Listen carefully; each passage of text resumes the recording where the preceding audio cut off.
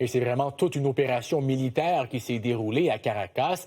Tout a été préparé en détail et dans le plus grand des secrets. Marc-Antoine, tu nous as préparé le fil des événements ce soir. Absolument, Olivier, puisque cette opération Absolute Resolve a été préparée dans les moindres détails depuis des mois. On attendait la journée idéale pour la mettre en œuvre et ça commence, comme je vous l'avais mentionné, il y a plusieurs semaines de cela, vous le voyez, avec cette escalade des tensions entre les deux pays, ce blocus dans la mer des Caraïbes qui visait les pétroliers sous sanction. Et vous le voyez à nouveau, on n'a pas hésité non plus à frapper directement des navires qui étaient soupçonnés de trafic de drogue. Faisons un saut dans le temps ensemble. Je vous amène vendredi soir, 22h46, heure de Washington. C'est à ce moment précis que le président américain Donald Trump a donné l'ordre de mettre en œuvre officiellement l'opération Absolute Resolve. Il a ensuite suivi en direct depuis sa résidence floridienne de Mar-a-Lago l'exfiltration de Nicolas Maduro, mais également le déroulement de toute l'opération. Par la suite, on avance dans le temps, 2 heures du matin environ, heure de Caracas. Vous le voyez,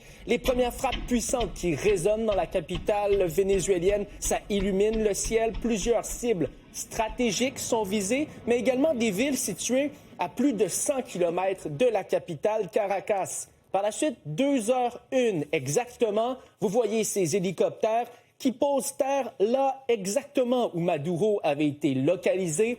Il est capturé en compagnie de son épouse, direction New York. Au total, c'est une opération qui aura duré à peine 90 minutes. Par la suite, 4h21, heure de Washington, cette publication de Donald Trump sur sa plateforme Truth qui révèle au monde entier ce qui s'est tramé dans les dernières heures, affirme que les États-Unis ont mené avec succès une frappe à grande échelle contre le Venezuela et qu'ils ont capturé son dirigeant, le président Nicolas Maduro. On apprendra par la suite qu'à peine 8 minutes plus tard, le président déchu était déjà à bord de ce navire, le USS Iwo Jima, et un peu plus tard, Donald Trump publiera cette photo qui fait le tour du web où on le voit les yeux bandés et les oreilles cachées par un casque d'écoute. Avançons à nouveau dans le temps. Il débarque ensuite dans cet aéroport militaire de New York où il sera héliporté vers Manhattan, direction le Metropolitan Detention Center à Brooklyn, vous le voyez.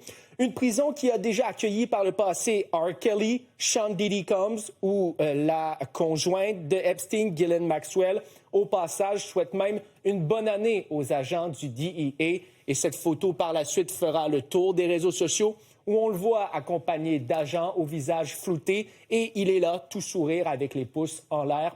En terminant, Olivier, prochain chapitre de cette saga, c'est demain midi, alors que Maduro va comparaître officiellement devant un tribunal fédéral à New York. On surveillera également cette rencontre spéciale du Conseil de sécurité de l'ONU. Opération fascinante. Merci beaucoup, Marc-Antoine. Bonne soirée. Au revoir.